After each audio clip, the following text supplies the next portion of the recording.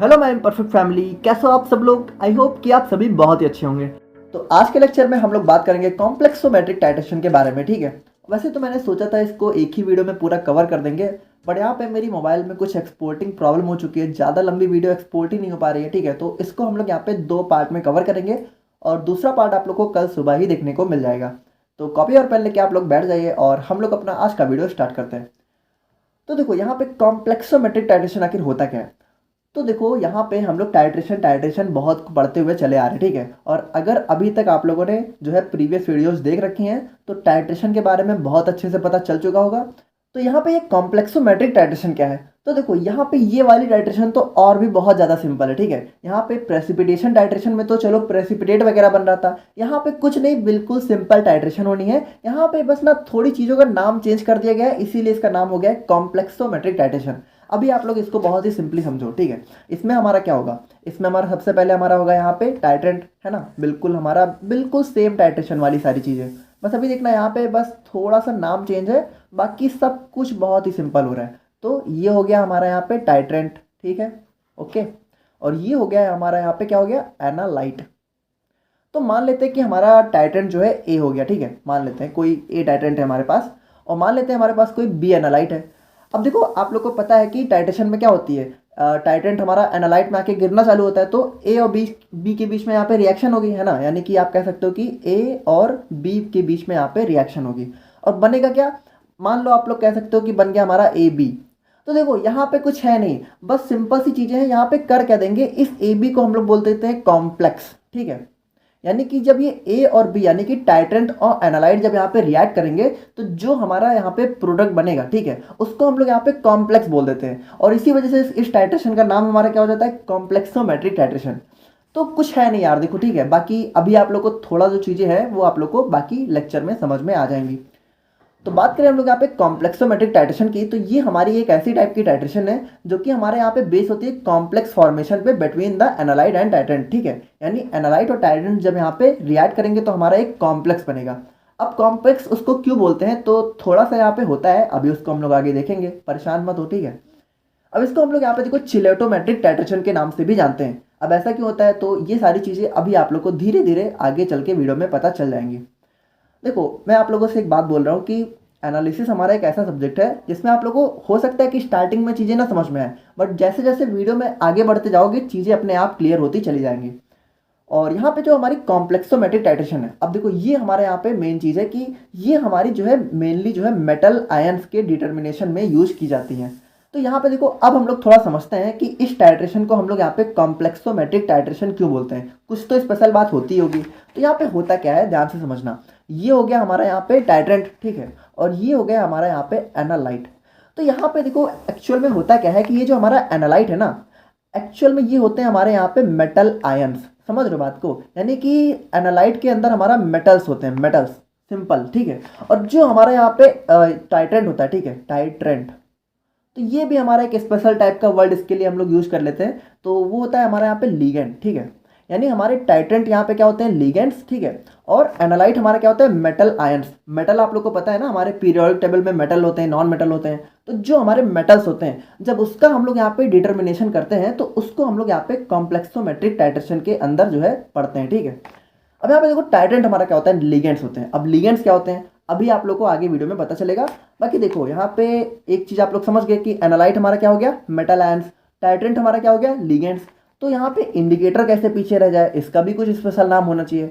तो इसका स्पेशल नाम होता है हमारा यहाँ पे मेटल आयन इंडिकेटर। ठीक है, यानी हमारे जो मेटल आयंस है उनको इंडिकेट करने के लिए हम लोग जो इंडिकेटर यूज करते हैं उसको हम लोग क्या बोल देते हैं, मेटल आयन इंडिकेटर। ठीक है, तो इतना आप लोग अब समझ गए ना कि हमारा जो कॉम्प्लेक्सोमेट्रिक टाइट्रेशन है उसमें हमारा टाइट्रेंट क्या होता है, लिगेंड्स, एनालाइट हमारा क्या होता है, मेटल आयंस, और उसके बाद हमारा जो इंडिकेटर होता है उसको हम लोग क्या बोलते हैं, मेटल आयन इंडिकेटर। अब यहाँ पे देखो अभी तो हम लोग लिगेंड को आगे डिस्कस करेंगे, बट थोड़ा सा शॉर्ट में आप लोग समझो कि यहाँ पे जो लिगेंड होता है ये भी हमारा एक बहुत ही स्पेशल टाइप का होता है। ठीक है, यानी ज़्यादातर हमारा एक लिगेंड होता है EDTA। ठीक है, EDTA अभी हम लोग उसको देखेंगे। तो ज़्यादातर यही वाला जो है लिगेंड हम लोग जो है टाइट्रेंट में यूज करते हैं अपनी कॉम्प्लेक्सोमेट्रिक टाइट्रेशन के अंदर। देखो आप लोग कंफ्यूज मत हो, बहुत ही सिंपली समझो कि टाइट्रेंट हमारा क्या होता है, लिगेंड, और लिगेंड के अंदर बहुत सारे होते हैं, तो उसमें हमारा जो EDTA होता है उसको हम लोग सबसे ज़्यादा यूज करते हैं। जैसे हमारा प्रेसिपिटेशन में AgNO3 सबसे ज़्यादा यूज हो रहा था, उसी तरीके से कॉम्प्लेक्सोमेट्रिक में हमारा EDTA सबसे ज़्यादा यूज होता है। तो यहाँ पे जैसे हमारी बाकी टाइट्रेशन होती है, उसी तरीके से यहाँ भी जो हमारा एंड पॉइंट होता है वो कैसे पता चलता है, कलर चेंज से, ठीक है। यानी जब हमारा एंड पॉइंट आता है तो यहाँ पे कलर चेंज हो जाता है, क्योंकि हम लोग उसमें इंडिकेटर को ऐड करते हैं।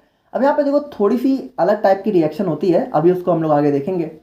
और यहाँ पे देखो जैसा मैंने आप लोगों को बताया, सिंस EDTA इसका फुल फॉर्म क्या होता है, एथाइलिन डाइअमीन टेट्रा एसिटिक एसिड। इसको आप लोग बहुत अच्छे से दिमाग में बैठा लो, ठीक है। Is mainly used as titrant in complexometric titration, hence it is also called as EDTA titration, ठीक है। यानी यहाँ पे क्या बोल रहा है कि देखो EDTA को हम लोग सबसे ज्यादा टाइट्रेंट की तरह इस्तेमाल करते हैं कॉम्प्लेक्सोमेट्रिक टाइट्रेशन के अंदर, इसीलिए इसको हम लोग यहाँ पे EDTA टाइट्रेशन के नाम से भी जानते हैं। अब जैसा कि मैंने आप लोग को ऑलरेडी बता दिया है कि हमारी जो कॉम्प्लेक्सोमेट्रिक टाइट्रेशन है उसमें हमारा एनालाइट क्या हो गया, मेटल आयंस, टाइट्रेंट हमारा क्या हो गया, लिगेंड या फिर कॉम्प्लेक्सिंग एजेंट। तो टाइट्रेंट को हम लोग यहाँ पे लिगेंड भी बोल सकते हैं, या फिर इसी को हम लोग यहाँ पे कॉम्प्लेक्सिंग एजेंट भी बोल देते हैं। कॉम्प्लेक्सिंग एजेंट क्यों बोलते हैं, क्या, क्योंकि ये हमारा मेटल के साथ रिएक्शन करके कॉम्प्लेक्स बनाता है। और इंडिकेटर हमारा क्या हो गया, मेटल आयन इंडिकेटर, ऑलरेडी हमें पता है। तो अब हम लोग यहाँ पे बात करते हैं अपने types of ligands used in complexometric titration, ठीक है।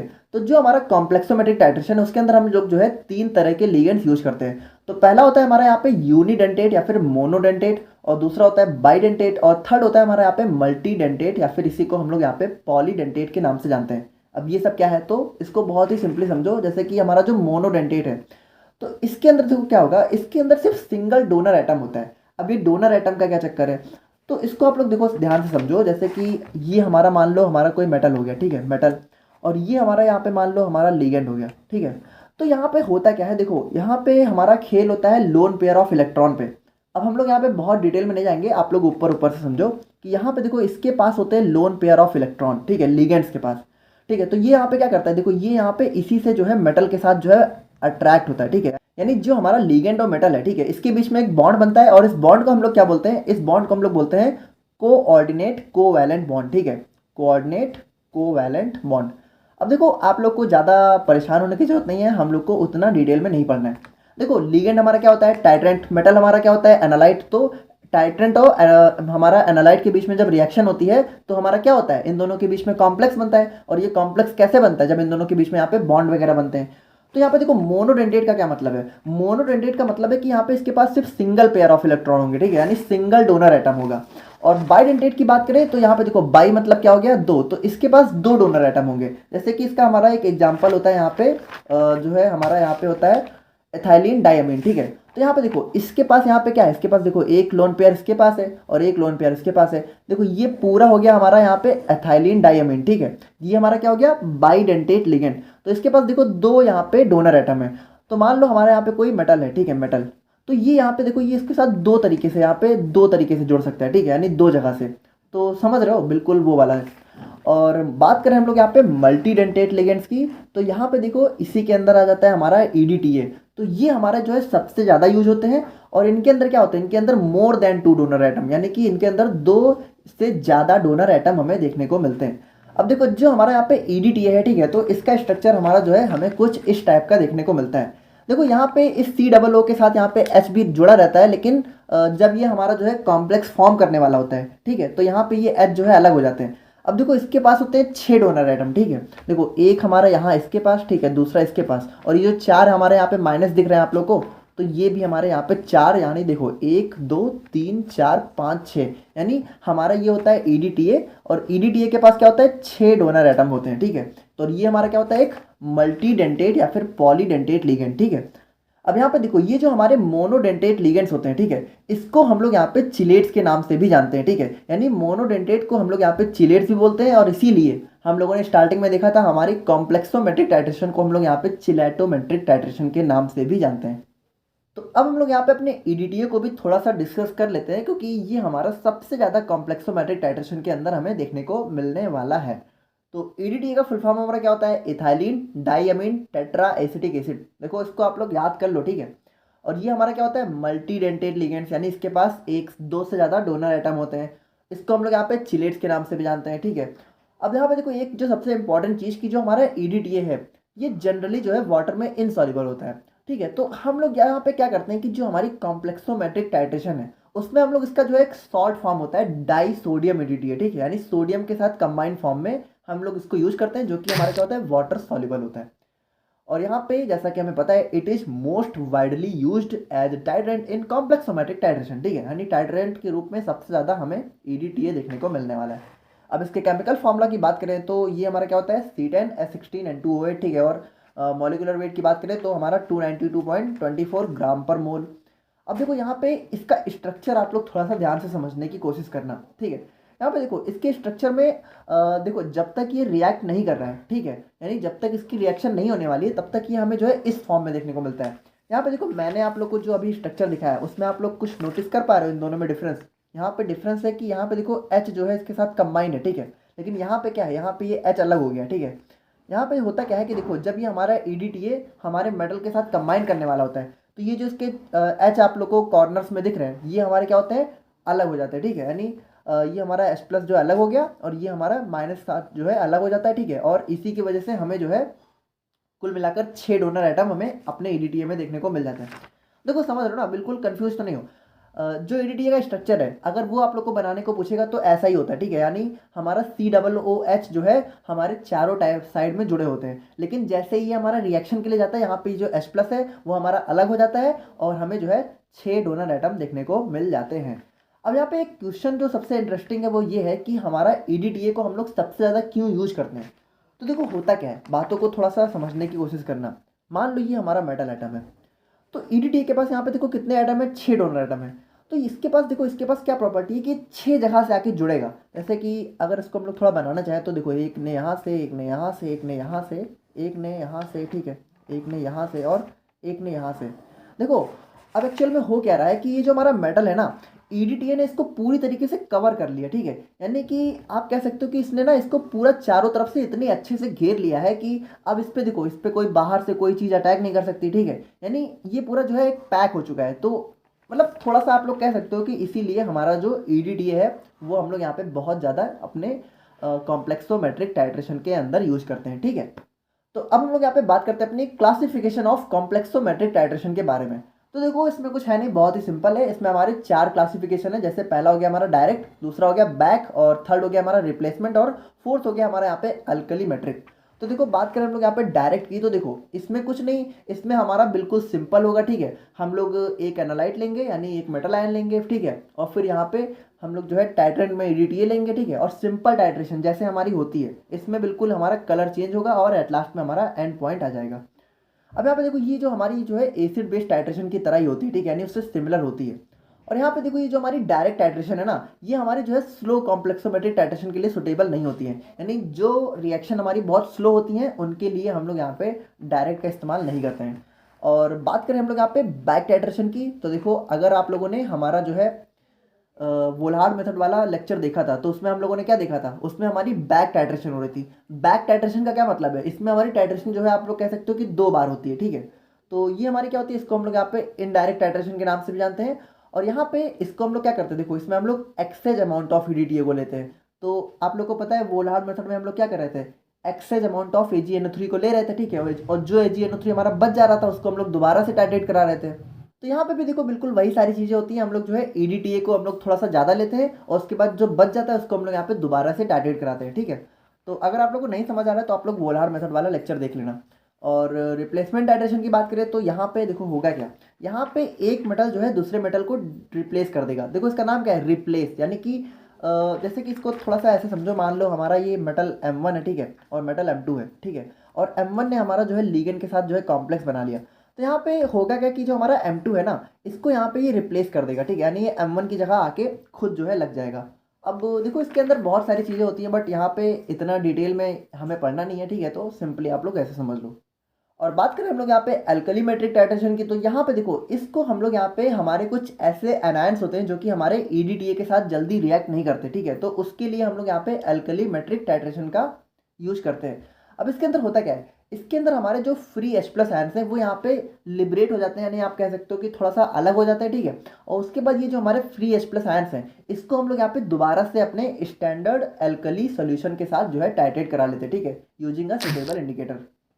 तो अब हम लोग यहाँ पे बात करते हैं अपने आज की वीडियो के लास्ट और मोस्ट इंपॉर्टेंट पार्ट के बारे में, जो कि हमारा क्या हो गया, मेटल आयन इंडिकेटर्स। ठीक है, तो यहाँ पे हमारी कॉम्प्लेक्सोमेट्रिक टाइट्रेशन के अंदर हम लोग जो इंडिकेटर्स यूज करने वाले हैं, तो उसके बारे में हम लोग यहाँ पे थोड़ा सा देख लेते हैं। और बेसिकली हम लोग बात करते हैं कि ये काम कैसे करता है। तो यहाँ पे आप लोग देखो, सबसे पहले इसका ओवरव्यू देखो, इसको आप लोग ध्यान से देखना, ये थोड़ा सा अलग तरीके से काम करता है। ठीक है, जैसे कि इसमें होता क्या है, ये मान लो हमारा यहाँ पे एनालाइट हो गया, ठीक है, और ये हमारा टाइटेंट हो गया। तो यहाँ पे होता क्या है, देखो एनालाइट हमारे क्या होते हैं, मेटल आयंस है ना, मेटल आयंस। देखो बहुत ही सिंपली समझ लो, एनालाइट मेटल आयंस, ठीक है, और टाइटेंट हमारा क्या होता है, लिगेंड, और लिगेंड के अंदर भी क्या होता है, ईडीटी, सबसे ज़्यादा ईडीटी होता है। ठीक है, और यहाँ पे जो हमारे इंडिकेटर्स होते हैं उसको हम लोग क्या बोलते हैं, मेटल आयन इंडिकेटर्स। ठीक है, मेटल आयन। तो होता क्या है, इसकी मैकेनिज्म ना थोड़ी सी अलग होती है। सबसे पहले हम लोग क्या करते हैं, सबसे पहले हम लोग अपना जो मेटल आयंस है, ठीक है, और इंडिकेटर है, इन दोनों को यहाँ पे जो है अपने एनालाइट में मिक्स कर देते हैं। यानी इसको आप लोग ऐसे समझो कि ये हमारा एनालाइट हुआ।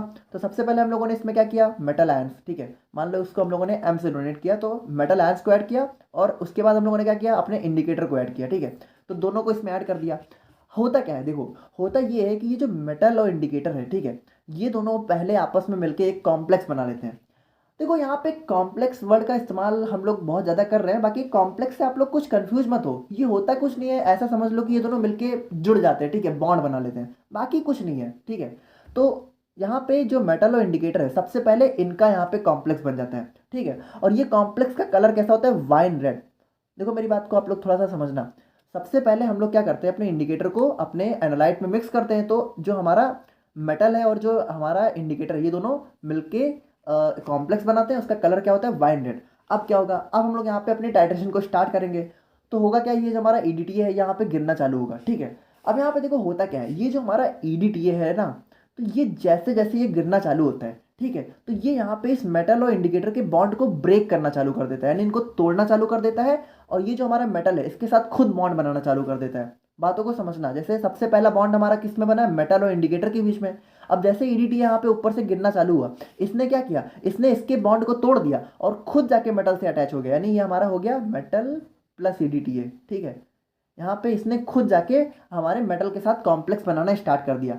अब देखो ये यहाँ पे कॉम्प्लेक्स कब तक बनाएगा, जब तक हमारा यहाँ पे पूरा मेटल जो है खत्म नहीं हो जाता। ठीक है, यानी जब तक हमारे पूरा मेटल जो है एनालाइट सॉल्यूशन से खत्म नहीं हो जाते हैं, तब तक ये एडीटी इसके साथ कॉम्प्लेक्स बनाता रहेगा, बनाता रहेगा। अब देखो होगा क्या, एक टाइम आएगा जब हमारा यहाँ पे पूरा मेटल जो है खत्म हो जाएगा, यानी हमारा जो एनालाइट है इसके अंदर पूरा मेटल और ईडीटीए का जो है कॉम्प्लेक्स बन जाएगा। ठीक है, जितने भी मेटल होंगे, और हमारा पूरा मेटल खत्म। अब होगा क्या, ध्यान से सुनना, सबसे पहले क्या हुआ था, फर्स्ट स्टेप में क्या हुआ था कि सबसे फर्स्ट स्टेप में ये हुआ था, मेटल और इंडिकेटर के बीच में कॉम्प्लेक्स बना था।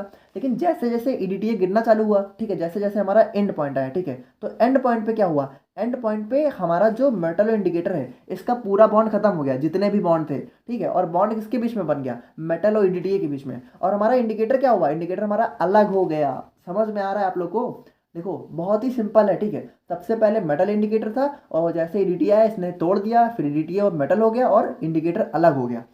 तो यहाँ पे सबसे ध्यान से सुनना, जब मेटल और इंडिकेटर साथ में थे तो कलर कौन सा था, वाइन रेड। और एंड पॉइंट पे क्या होगा, एंड पॉइंट पे ये होगा कि हमारा इंडिकेटर हो जाएगा अकेला, बेचारा अकेला हो गया। ठीक है, इसको जहाँ पे इसने तोड़ दिया, तो ये जो इंडिकेटर है ना, ये अकेला जो है कलर देता है हमारा ब्लू कलर, ब्लू। तो यहाँ पे आप लोग समझ रहे हो कि क्या होगा, एंड पॉइंट पे ये होगा कि जैसे ही हमारा पूरा मेटल खत्म होगा तो इंडिकेटर हमारा पूरी तरीके से अलग हो जाएगा, तो उसका कलर क्या होता है, ब्लू, यानी हमारे सॉल्यूशन का कलर क्या हो जाएगा, ब्लू। और जैसे ही सॉल्यूशन का कलर ब्लू हुआ, हम लोग पहचान जाएंगे कि हमारी यहाँ पे जो टाइट्रेशन है वो कंप्लीट हो चुकी है। तो बस वही सारी चीज़ें यहाँ पे दी हुई हैं। आई होप कि आप लोग यहाँ पे समझ गए होंगे, नहीं समझे हो तो हम लोग इसको यहाँ पे थोड़ा सा पढ़ के समझ लेंगे। ठीक है, तो मेटल आयन इंडिकेटर्स यहाँ पे क्या होते हैं, हमारे कॉम्प्लेक्सोमेट्रिक टाइट्रेशन में यूज किए जाते हैं। अब इसको हम लोग यहाँ पे पीएम इंडिकेटर्स के नाम से भी जानते हैं, तो इसको आप लोग थोड़ा ध्यान रखना, कभी कभी एग्जाम से जो है पीएम इंडिकेटर के नाम से भी क्वेश्चन पूछा गया है, तो कंफ्यूज मत होना, बिल्कुल सेम चीज़ें हैं।